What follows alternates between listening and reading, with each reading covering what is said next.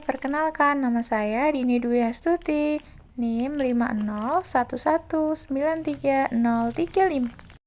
Baiklah, saya akan menjawab jawaban dari pertanyaan nomor 1. Sebagai pendidik di tingkat dasar, tanggung jawab saya dalam menghadapi isu gender dan menciptakan suasana belajar yang ramah bagi semua sangatlah penting. Berikut adalah tindakan nyata yang bisa saya terapkan. Mengadopsi bahasa dan sikap yang tidak memihak gender, jauhi stereotip dalam interaksi. Contohnya, anak laki-laki harus berani, sementara anak perempuan harus rapi. Panggil semua siswa dengan adil. Contohnya, sebaiknya tidak hanya perempuan atau siswa laki-laki yang mengangkat kursi, dan tidak hanya perempuan atau siswa laki-laki yang membersihkan papan tulis. Gunakan ungkapan seperti, siapa yang ingin membantu? Daripada anak laki-laki, tolong bantu ibu.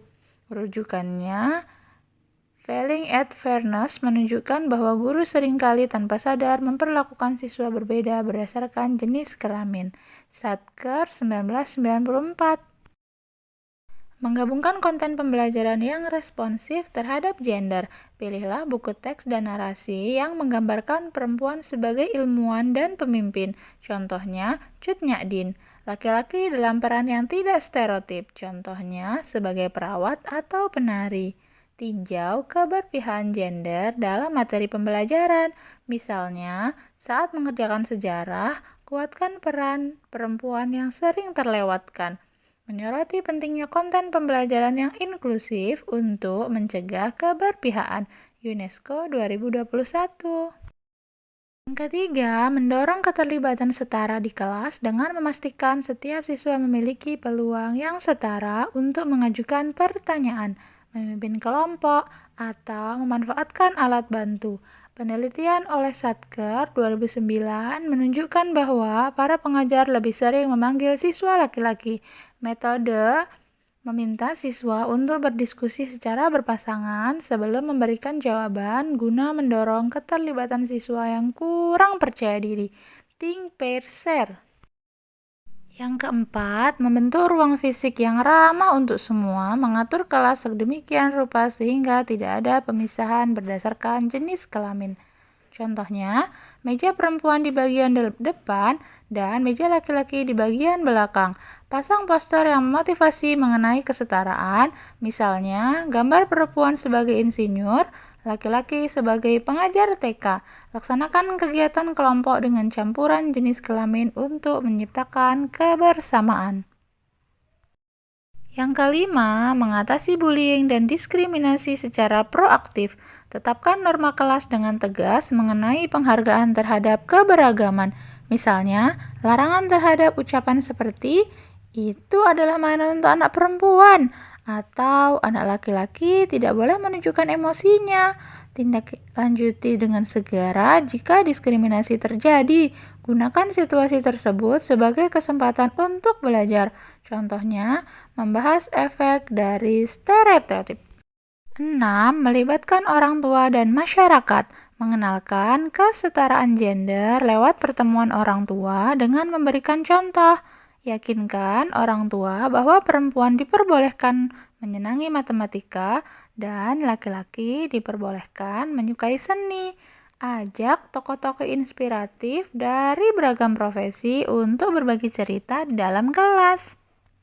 Yang ketujuh atau terakhir, refleksi diri dan pengembangan profesional.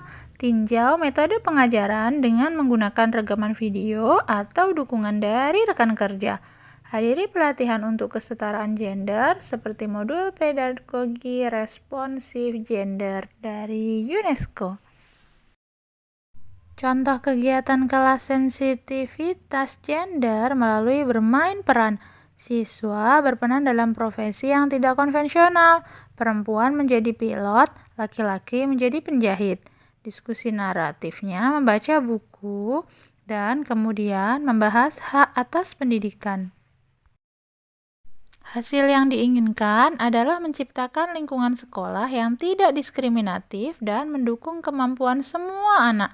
Siswa merasa percaya diri untuk menggali minat mereka tanpa ada batasan yang ditentukan oleh gender.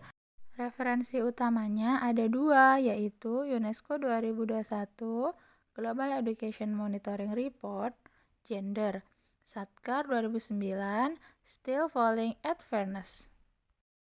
Jawaban kedua, berikut adalah langkah-langkah nyata yang bisa diambil untuk mendukung kesetaraan gender, mendeteksi diskriminasi, serta mengedukasi mengenai penghargaan terhadap perbedaan di lingkungan pendidikan dasar. Pembelajaran kooperatif terstruktur memanfaatkan berbagai strategi, termasuk penerapan metode think, pair, share dengan pasangan yang berbeda gender, merancang aktivitas kelompok dengan pembagian peran yang berganti-ganti, serta mengadopsi sistem token bicara untuk memastikan partisipasi yang seimbang. Sebagai contoh penerapannya dalam sesi praktikum sains, pentingnya untuk memberikan semua siswa kesempatan untuk menggunakan peralatan, mencatat informasi, dan menyampaikan hasil secara bergantian.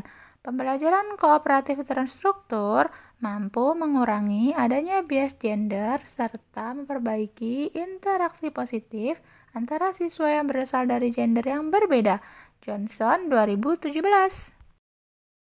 2.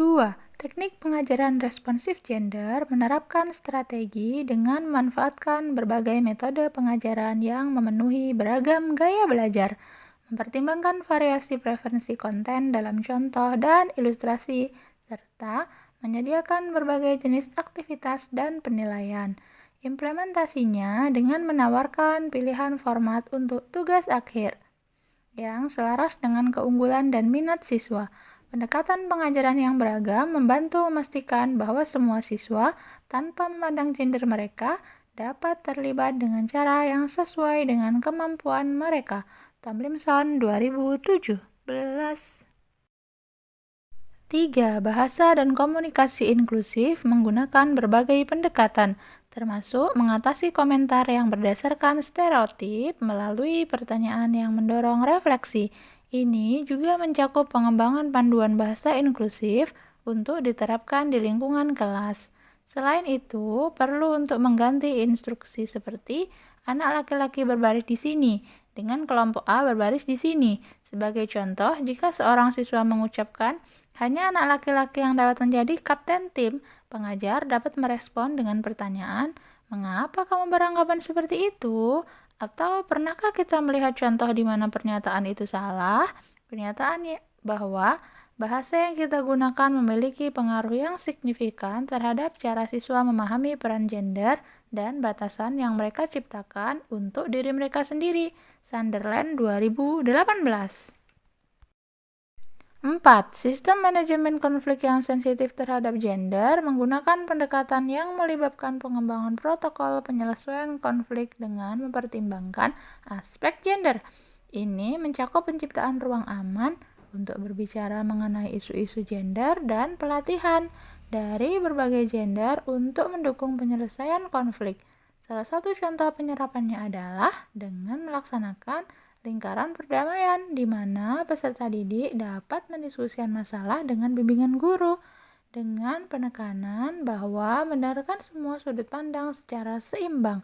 Intervensi konflik yang responsif terhadap gender membantu siswa meningkatkan kemampuan sosial yang menghormati perbedaan dan menantang pandangan stereotip tentang bagaimana gender yang berbeda seharusnya menyelesaikan konflik.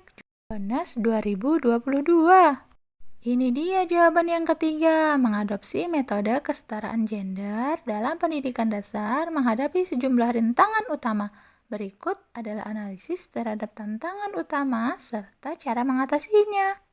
Pertama, resistensi terhadap budaya dan nilai tradisional. Tantangan yang muncul dari nilai-nilai budaya serta keyakinan tradisional mengenai peran gender yang dianut oleh keluarga siswa dan masyarakat seringkali bertentangan dengan prinsip-prinsip kesetaraan gender yang diterapkan di sekolah. Strategi yang diambil adalah menekankan bahwa pendekatan ini tidak mereduksi nilai-nilai budaya yang positif, tetapi juga memperluas kesempatan untuk semua anak, melibatkan tokoh masyarakat sebagai pendukung untuk inisiatif kesetaraan gender, dan melaksanakan dialog terbuka dengan orang tua dan masyarakat untuk menjelaskan tujuan pendidikan yang mengedepankan kesetaraan gender. Partisipasi orang tua yang aktif memerlukan pemahaman tentang sudut pandang budaya mereka dan menciptakan ruang untuk dialog yang menghormati beragam pandangan sambil tetap mendukung kesetaraan. Sarowop dan Quadros 2020. Yang kedua, kekurangan pelatihan dan pengembangan profesional. Dengan tantangan, banyak pengajar tidak menerima pelatihan yang cukup mengenai pendidikan responsif gender baik dalam program prajabatan maupun selama masa kerja. Strategi untuk mengatasinya mencakup penciptaan program pelatihan berkelanjutan, menawarkan bimbingan bagi guru, sesi pelatihan dan pengembangan profesional terus-menerus dengan memasukkan sudut pandang gender, memberikan para guru sarana untuk menggali bias yang tidak disadari, serta menerapkan metode pengajaran yang lebih inklusif. Aikman 2018. 3. Kebijakan pendidikan yang masih belum mendukung menghadapi tantangan kerangka kebijakan pendidikan saat ini yang tidak secara jelas mendukung atau bahkan bertentangan terhadap pendekatan kesetaraan gender.